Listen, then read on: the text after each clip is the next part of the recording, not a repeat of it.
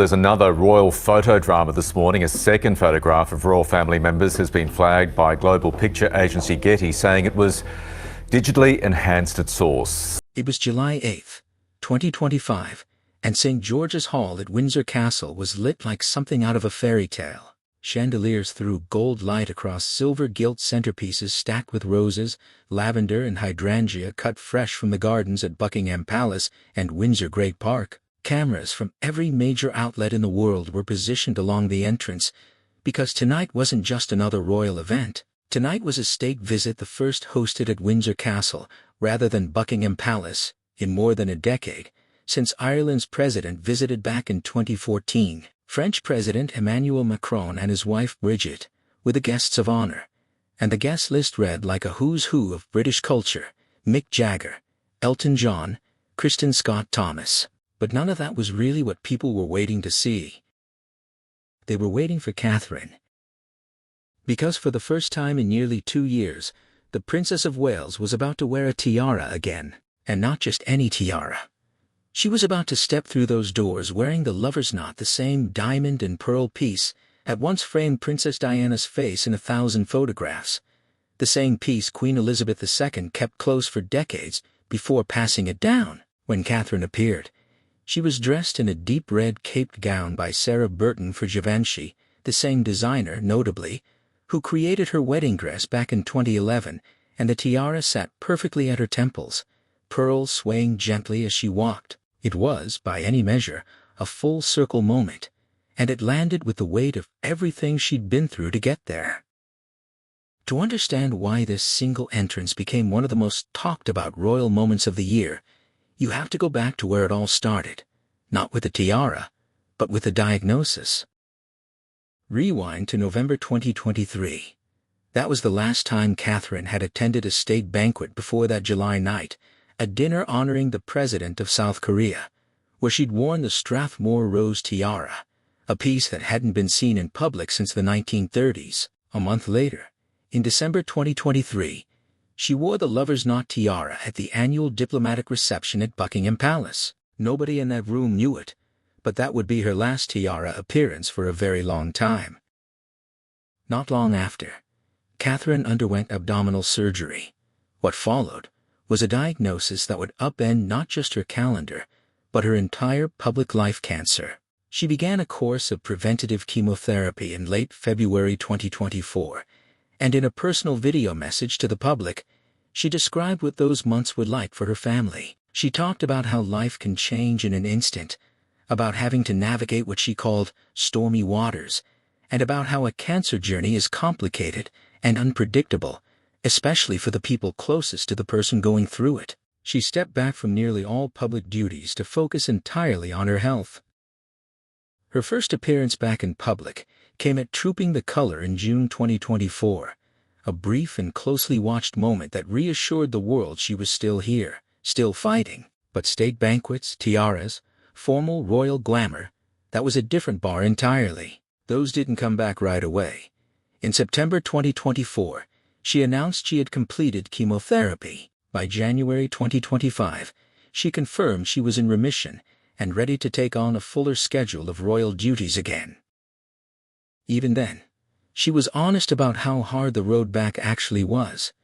Just days before that French state banquet, Catherine visited Colchester Hospital and spoke candidly with patients and staff about her recovery, describing it as something like a roller coaster. She said that during treatment you put on a brave face, a kind of forced stoicism just to get through each day. But she said the harder part comes after treatment ends, when everyone assumes you should simply be able to crack on and get back to normal, when in reality, that phase can be its own quiet, difficult struggle. It's a rare kind of honesty from a royal, and it's worth sitting with for a second, because it tells you something important. The woman who walked into Windsor Castle in a red gown and diamonds hadn't just recovered on a calendar. She'd fought for every ounce of that normal life piece by piece, and she said so herself. In her own words, days before the cameras caught her walking through those doors. So when she finally did walk in wearing that tiara, it wasn't simply a fashion moment. It was proof. Visible, photographed, undeniable proof that she was back. Here's the part that makes this story so much bigger than one dress and one night. The lover's knot tiara isn't just old, it's soaked in royal history, and every woman who has worn it has added another layer to what it means. The tiara was made in 1913 by the royal jeweler Gerard, commissioned by Queen Mary. It wasn't an entirely original design. It was actually modeled on an earlier tiara, the Cambridge lover's knot, which had belonged to Mary's own grandmother, Princess Augusta of Hesse. Queen Mary was so determined to have her own version that she gave up another tiara from her collection, the Ladies of England tiara, to help fund the commission. The finished piece featured rows of diamond arches, each topped with a dangling pearl, designed to evoke a sense of romantic, eternal connection. Hence the name. When Queen Mary died in 1953, the tiara passed to her granddaughter-in-law, Queen Elizabeth II, who wore it on various occasions throughout the 1950s and 60s. Her last public appearance in the piece was reportedly back in 1967, after which it went into storage for years.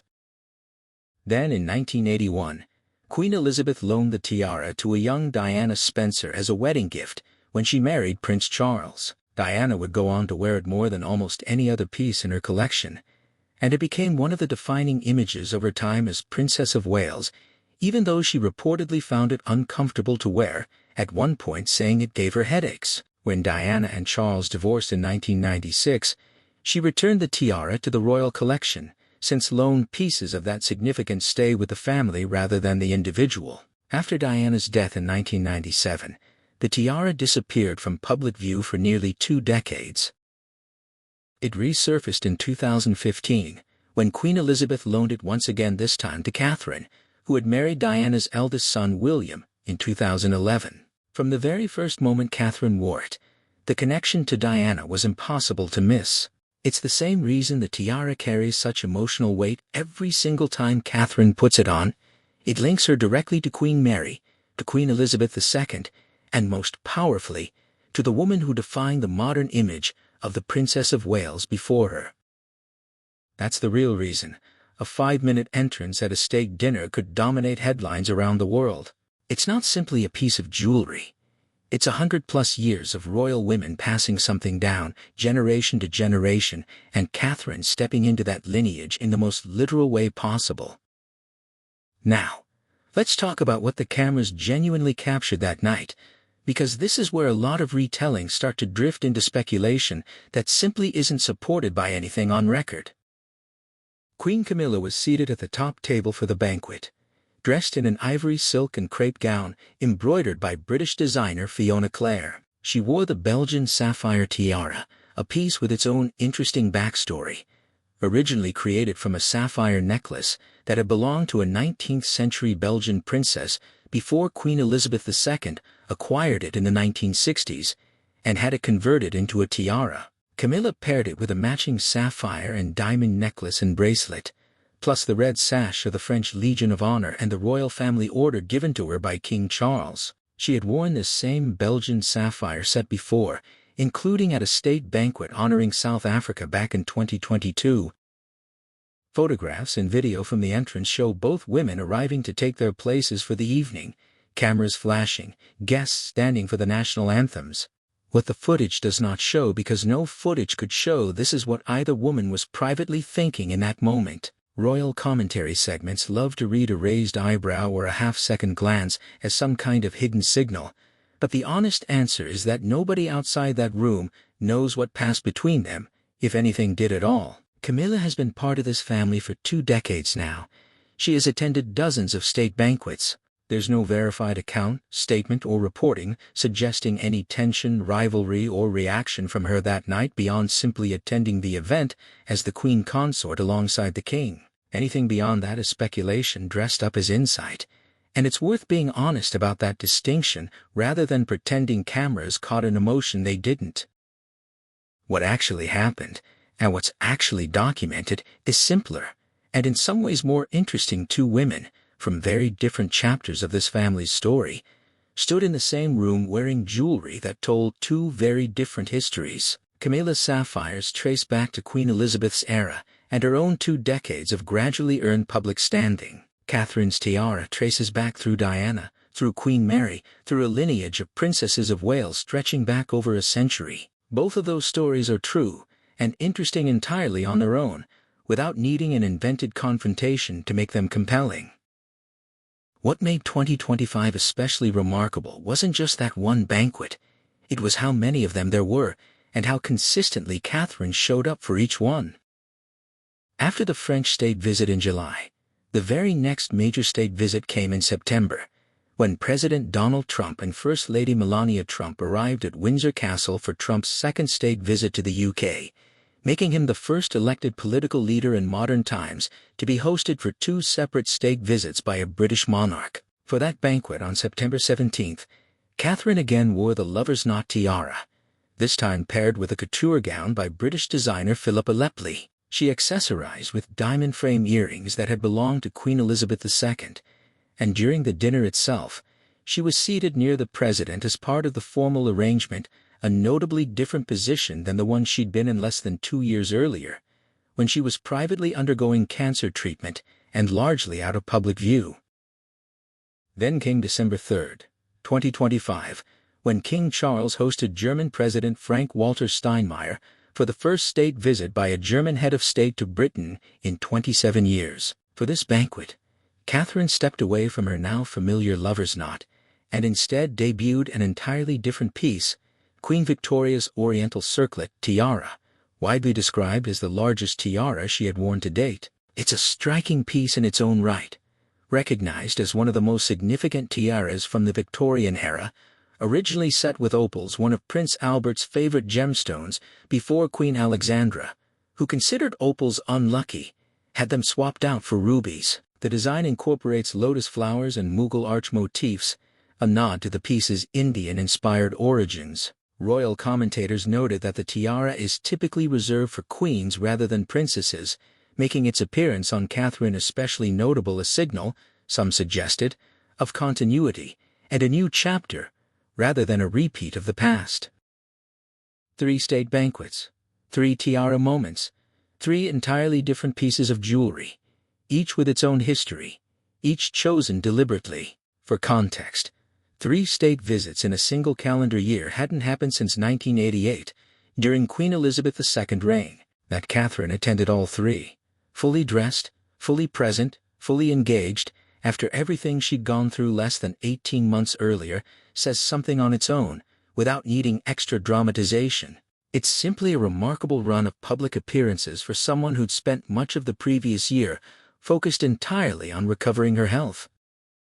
To really appreciate how significant the lover's knot moment was, it helps to look at Catherine's full tiara history since she married into the royal family.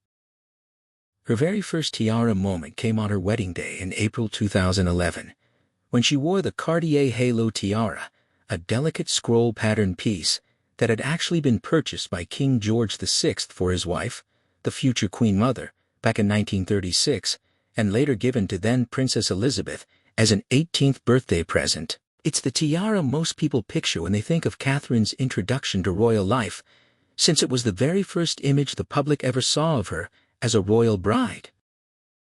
Over the years that followed, she added others to her rotation. She wore the lotus flower tiara, a piece with connections to Queen Elizabeth the Queen Mother, for a handful of formal occasions. She wore the Strathmore Rose tiara for the South Korean state banquet in November 2023, a piece that, as mentioned earlier, hadn't been worn publicly since the 1930s. And then, of course, there's the lover's knot, which has become so associated